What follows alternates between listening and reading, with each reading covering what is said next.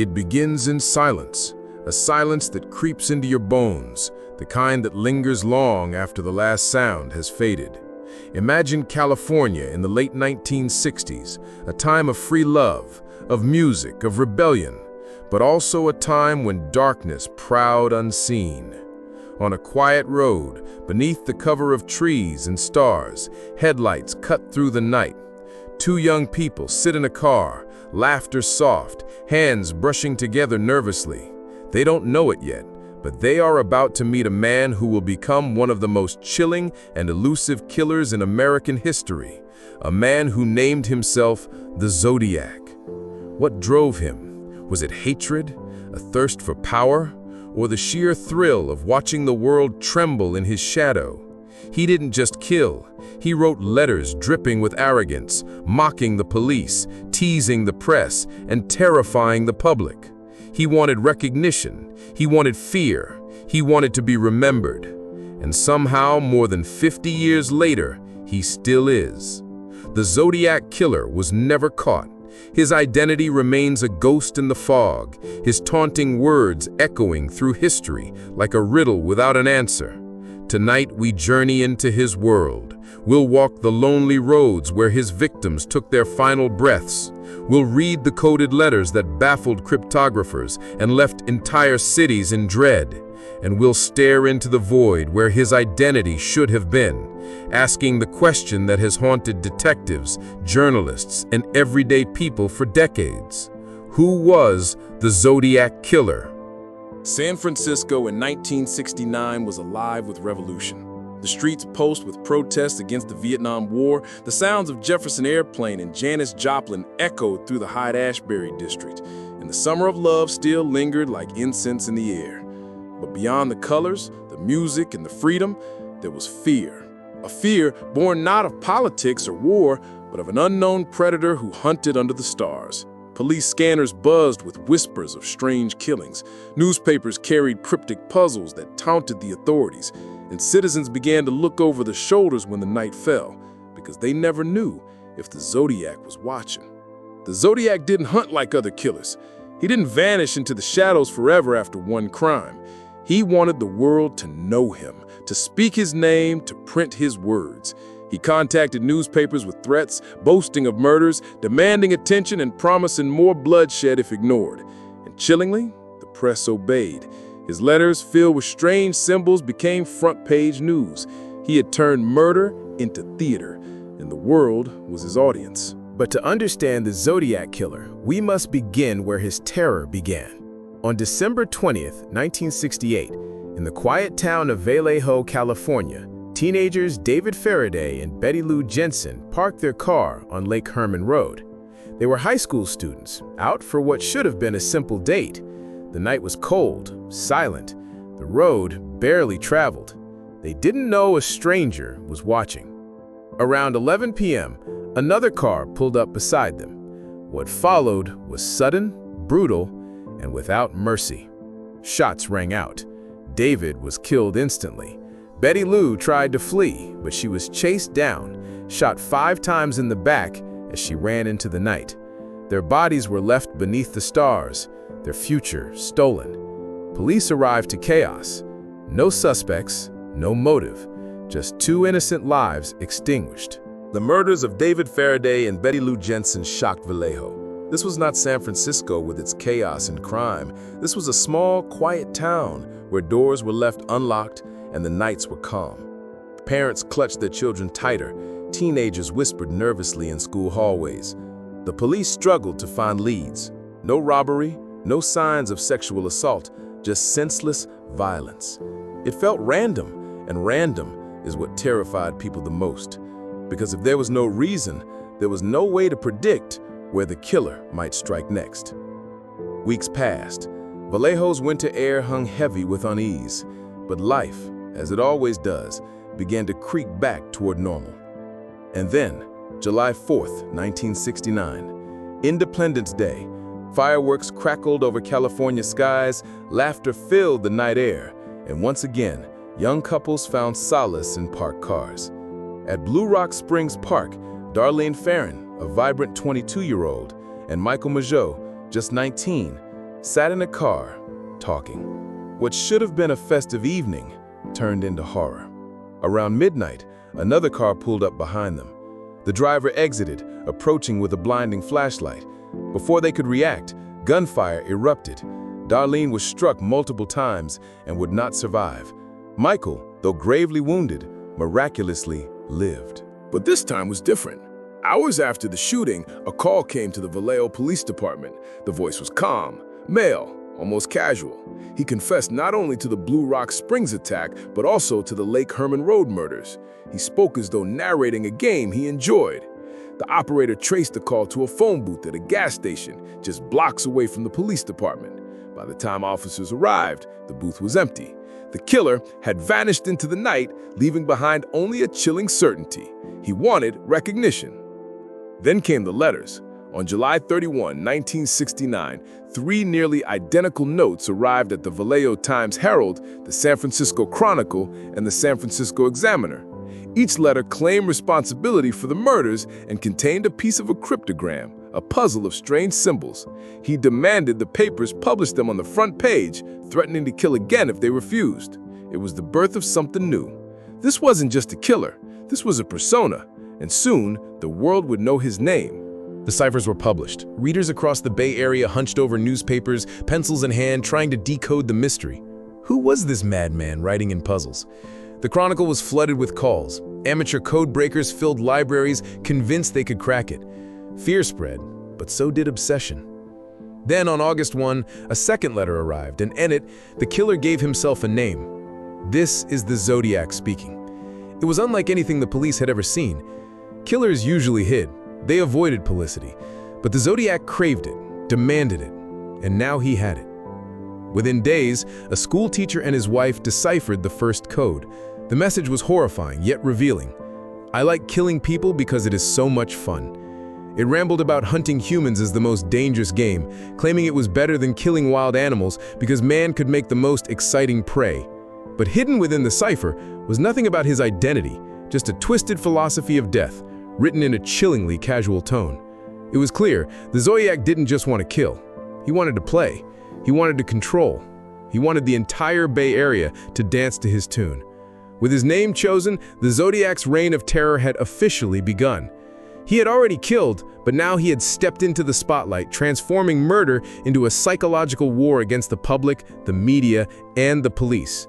And the Bay Area, already tense with protests, crime, and unrest, now had something even darker to fear: a faceless predator who might strike anywhere, anytime, and who would tell you himself that the game had only just begun.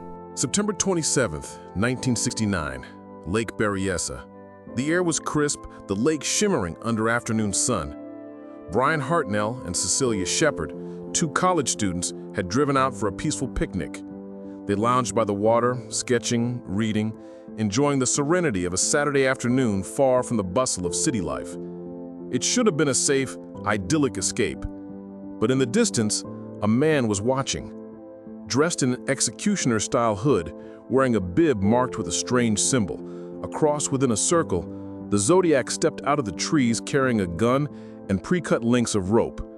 This was no longer the shadowy figure of whispered rumors. He had become a specter of fear, transformed into something theatrical, almost ritualistic. He approached them calmly, claiming to be an escaped convict who needed their car. His voice was steady, his manner strangely polite. Then he ordered them to lie on the ground, hands bound tightly behind their backs. What happened next was brutal. The Zodiac drew a knife and plunged it into their bodies again and again. Cecilia was stabbed 10 times, Brian 6. Leaving them bleeding on the ground, he walked away slowly, deliberately, like a man certain no one could stop him. Before leaving, he approached their car and scrawled a message on the door in black marker: the circle cross symbol, the dates of his previous killings, and the words, "Buy knife." Hours later, a call came to Napa police. The same calm, taunting voice confessed, "I want to report a murder. No, a double murder." The call was traced to a payphone near a car wash, but once again, when officers arrived, the killer was long gone. Cecilia fought for her life in the hospital, but 2 days later, she succumbed to her wounds. Brian survived, becoming one of the few to ever face the Zodiac and live to tell. His account confirmed what police feared. This man was escalating. Guns were no longer enough.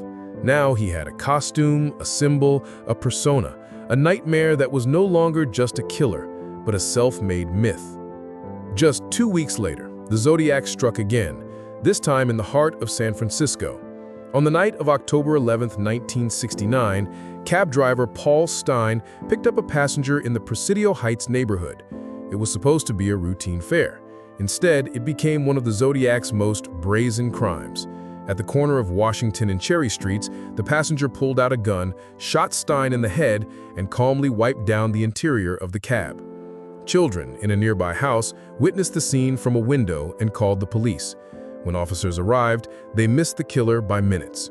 Witness descriptions noted a stocky white male, glasses, short hair, casual clothing, not the masked figure from Berryessa, but an ordinary-looking man who had just blended into the city streets and disappeared. Hours later, a call came to Napa police. The same calm, taunting voice confessed, "I want to report a murder. No, a double murder." The call was traced to a payphone near a car wash, but once again, when officers arrived, the killer was long gone. Cecilia fought for her life in the hospital, but 2 days later, she succumbed to her wounds. Brian survived, becoming one of the few to ever face the Zodiac and live to tell. His account confirmed what police feared. This man was escalating. Guns were no longer enough. Now he had a costume, a symbol, a persona, a nightmare that was no longer just a killer, but a self-made myth. Just 2 weeks later, the Zodiac struck again, this time in the heart of San Francisco. On the night of October 11, 1969, cab driver Paul Stein picked up a passenger in the Presidio Heights neighborhood. It was supposed to be a routine fare. Instead, it became one of the Zodiac's most brazen crimes. At the corner of Washington and Cherry Streets, the passenger pulled out a gun, shot Stein in the head, and calmly wiped down the interior of the cab. Children in a nearby house witnessed the scene from a window and called the police. When officers arrived, they missed the killer by minutes. Witness descriptions noted a stocky white male, glasses, short hair, casual clothing, not the masked figure from Berryessa, but an ordinary-looking man who had just blended into the city streets and disappeared. The letters became his stage, and the world became his audience.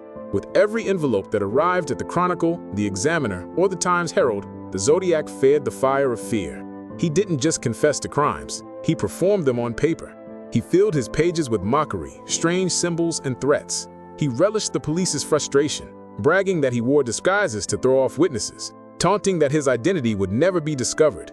His handwriting was distinct, sharp and erratic, the strokes confident, the voice within them disturbingly playful. One letter would describe a killing with cold detachment. The next would demand the newspapers print his words or face the deaths of more innocents. He wanted immortality. "I will not give you my name because you will try to slow down or stop my collecting of slaves for my afterlife."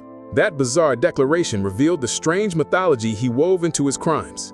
For the Zodiac, killing wasn't just a thrill. It was a ritual, a harvest of souls he believed he would command beyond death. Whether this was the true belief of a deranged mind or masked to deepen his legend, no one could say. But the effect was undeniable. His words bled into the minds of every reader, fueling an image of a man who was more than a killer, more than a terrorist. He was now a symbol of fear itself. The more letters he sent, the more he tightened his grip on California. One day he threatened to bomb on a school bus, promising to pick off the kiddies as they come bouncing out. Another time, he boasted of watching police fumble for him, mocking their failures, insisting he had already eluded them countless times. He even offered diagrams of explosive devices he claimed he would plant, though no bomb was ever found. The terror wasn't in the follow-through, it was in the possibility.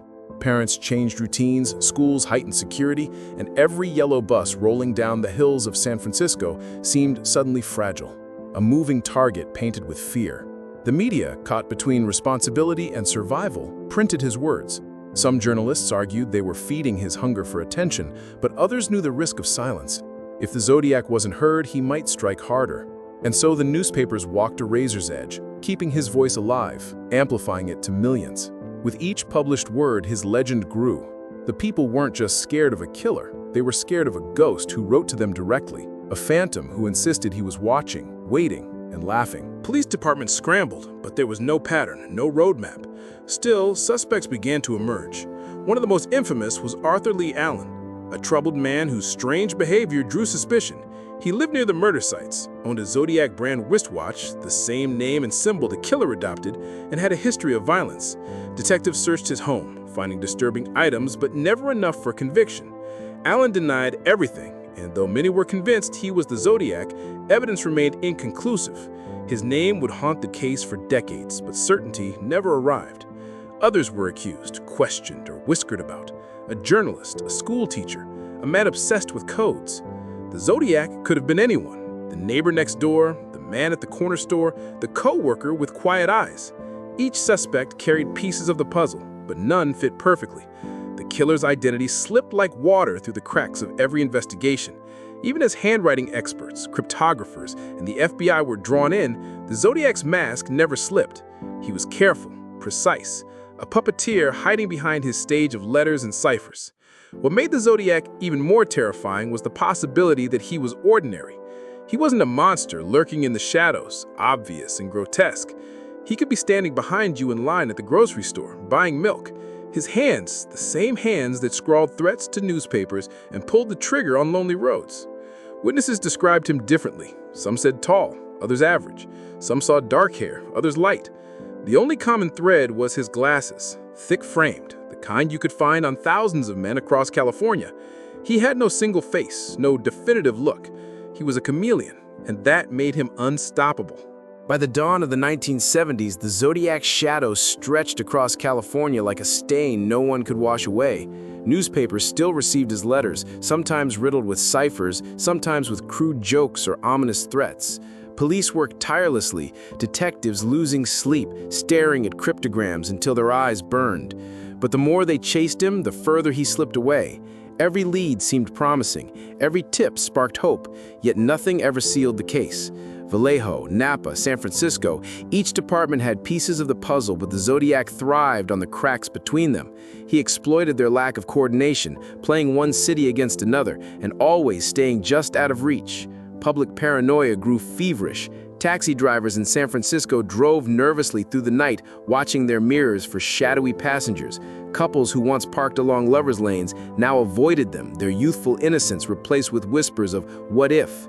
Parents triple-checked doors and windows, as if wood and locks could keep out a phantom who had already shown he could be anywhere at any time. For a moment, Northern California wasn't the land of sunshine and freedom. It was a stage where every person wondered if they might be the next name in a letter. The Zodiac had transformed everyday life into a theater of fear. The investigation ballooned. Detectives followed thousands of tips, sifted through endless reports, and interrogated suspects who swore innocence. FBI cryptographers pored over the Zodiac's codes, while amateur sleuths filled kitchen tables and living rooms with newspaper clippings, maps, and scribbled theories. Every letter was scrutinized, the slanted handwriting, the symbols, the phrasing. Some noticed subtle spelling quirks. Was it intentional misdirection or a glimpse at his true identity? Others obsessed over the drawings of bombs and guns, wondering if they revealed the killer's profession or training. But in every corner of the search, the Zodiac remained untouchable, his true face hidden behind ink and myth. And the ciphers, always the ciphers. His first one had been solved quickly, but others remained stubborn, strings of symbols that resisted decryption. Some believed he was a brilliant cryptographer, a man with knowledge beyond the ordinary. Others argued the codes were nonsense, designed not to be solved, but to waste the police's time and cement his legend. Either way, the effect was the same. The public was hooked. Every new cipher became front-page news. Every failure to crack it tightened the Zodiac's grip on California's imagination. He wasn't just a criminal anymore. He was a living riddle. But beneath the obsession, there was frustration, anger even. Detectives were not chasing a man anymore, but a ghost. They had fingerprints, but none matched. They had eyewitness descriptions, but none agreed. They had letters, but handwriting analysis pointed in different directions. Every piece of evidence was a trapdoor leading to nowhere, and the Zodiac seemed to know it. In one letter, he mocked, "I am not afraid of the gas chamber, because it will send me to paradise all the sooner, because I now have enough slaves to work for me." He wrote not like a man fearing capture, but like a man who knew he would never be caught. The myth only grew darker. Parents told their children to beware of strangers in glasses. Teenagers whispered about the hooded figure at Lake Berryessa, as if he were a monster in a campfire story. Even adults began to see him everywhere, a face in the crowd, a shadow at the bus stop, a car following too closely on a lonely highway. The Zodiac had become more than one man. He had become every fear given form, every shadow made alive. And maybe that was his greatest crime, turning a city's imagination into its accomplice. And yet, as the 1970s moved on, the Zodiac's voice began to falter. The letters became less frequent, his presence less certain. Some wondered if he had been arrested for another crime under a different name. Others speculated he had moved, or died, or simply grown tired of the game. But his silence didn't bring comfort, it brought more questions. If he had vanished, where did he go? If he had stopped killing, why? Or perhaps the most haunting possibility, perhaps he never stopped at all. Perhaps he simply learned to live without writing letters, leaving behind victims who would never be connected to his name. As the Zodiac's letters slowed, the questions only multiplied. Was he finished? Was he dead? Or was he living among the very people who feared him, smiling at them across counters, nodding politely in passing, while his darkest secrets remained buried inside? Theories erupted like brush fires. Detectives, journalists, armchair sleuths, everyone had a suspect, a theory, a certainty they swore was true. And yet, the truth stayed just beyond reach, as though the Zodiac had woven his legend so carefully that reality itself bent around it. Arthur Leigh Allen remained the prime suspect for many investigators. He was peculiar, unsettling, a man with a history of violence against children. He lived near Vallejo, he owned a Zodiac brand watch with the infamous crosshair symbol, and several acquaintances described him as someone fascinated by murder and codes. The circumstantial evidence piled up, but every time it seemed enough to break the case, the trail slipped. His fingerprints didn't match. His DNA, when tested years later, did not connect to the letters. Handwriting experts argued endlessly. Some claimed similarities, others swore the writing styles were different. Allen was watched, questioned, even tailed by detectives, but he was never arrested for the crimes. When he died in 1992, some investigators mourned the loss of what they thought could have been the Zodiac himself.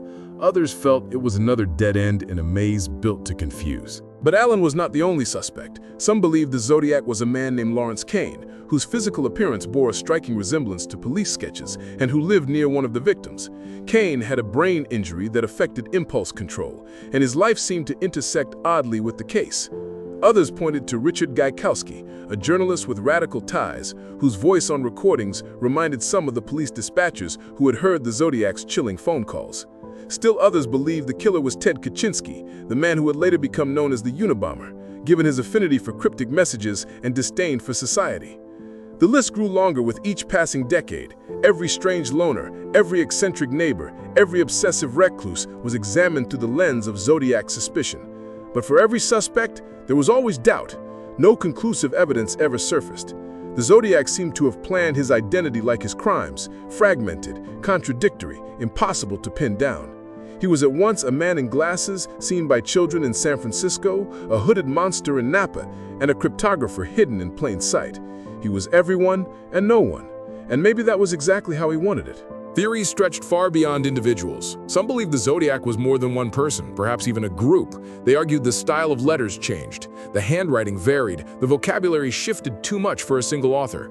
Others claimed he was a member of law enforcement, which would explain his knowledge of investigation techniques and his uncanny ability to avoid capture. A darker theory suggested he may have been tied to the military, his codes a reflection of training, his crimes part of a twisted ritual connected to power and control. Each theory had its supporters, and each left behind unanswered questions. Even the letters themselves became suspect. Some were deemed authentic, others possible hoaxes. As the years passed, police couldn't even be certain which communications truly belonged to him. Was the Zodiac still writing, his tone shifting with age? Or had imitators stepped in, prolonging the fear long after the killer himself had gone silent? The line between the man and the myth blurred, and the mystery deepened. By the late 1970s, the Zodiac had become less of a name on police reports and more of a legend whispered across California, a story too chilling to ever fade. And so, the Zodiac began his slow transformation from a man into a specter. He had killed, yes, he had written, taunted, mocked, and terrified. But even more than that, he had succeeded in becoming eternal. His identity, still unknown, ensured his place in infamy. Unlike other killers who were unmasked and caged, the Zodiac remained free, not in body perhaps, but in legend. He lingered in the imagination of an entire nation, a puzzle without a solution, a face without a name. His crimes ended, but his myth did not. And in some ways, that was more powerful than any bullet or knife. The terror reached its peak in the early 1970s. Every letter that arrived felt like a thunderclap, a reminder that somewhere out there, the Zodiac still breathed, still watched.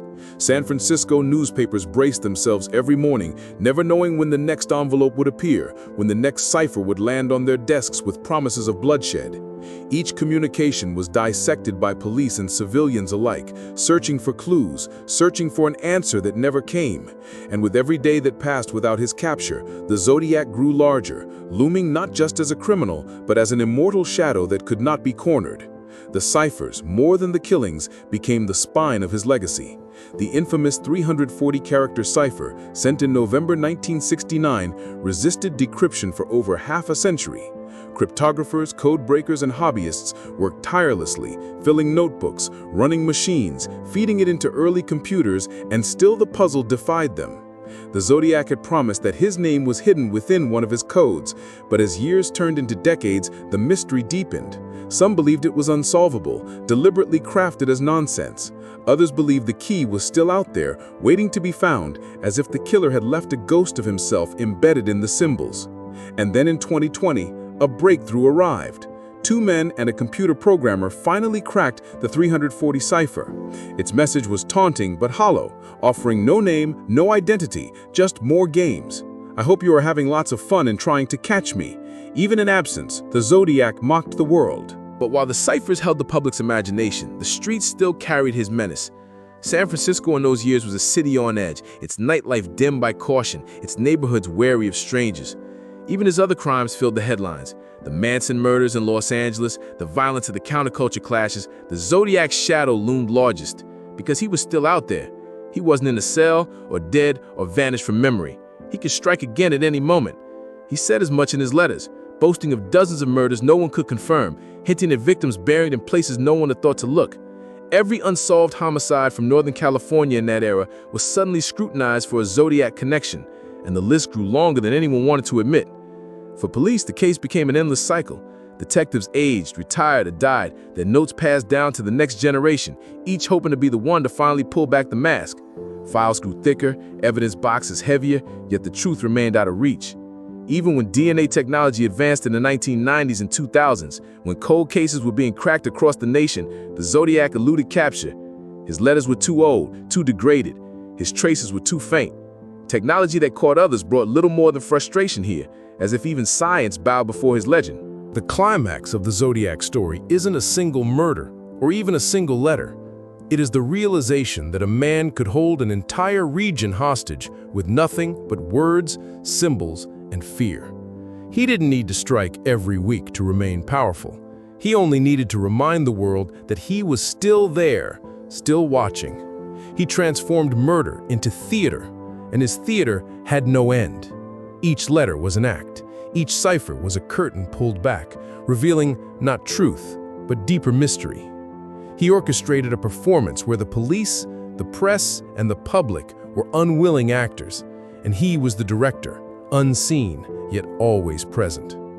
And so, the climax is this: the Zodiac never gave closure. He never gave his name.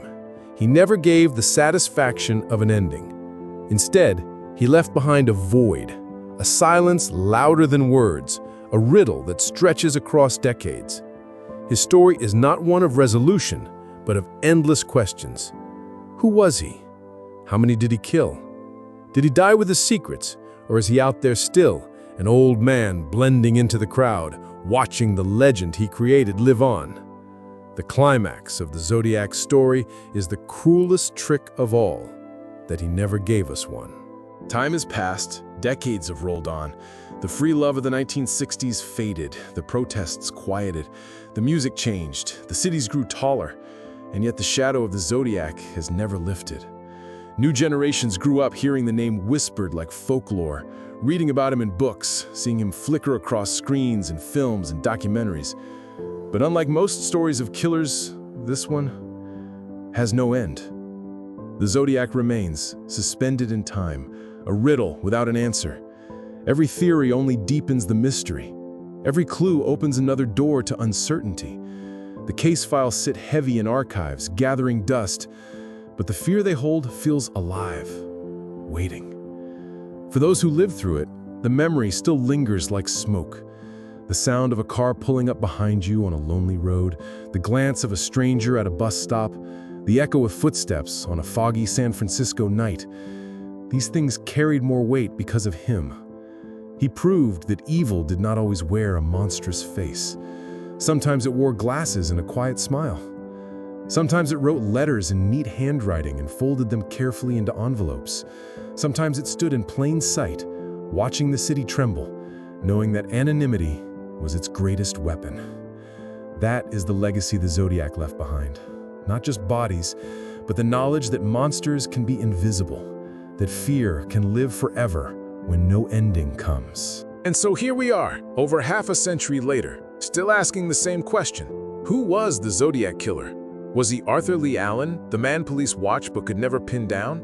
Was he Lawrence Kane, Richard Gaikowski, or someone whose name never even touched the investigation files? Was he a genius who outsmarted the world, or an ordinary man whose ordinariness was his perfect disguise? Or is the most haunting truth that we will never know that the Zodiac is not one man at all, but a story now too big to ever be solved? The letters, the codes, the crimes, they remain, fragments of a puzzle that may never be completed.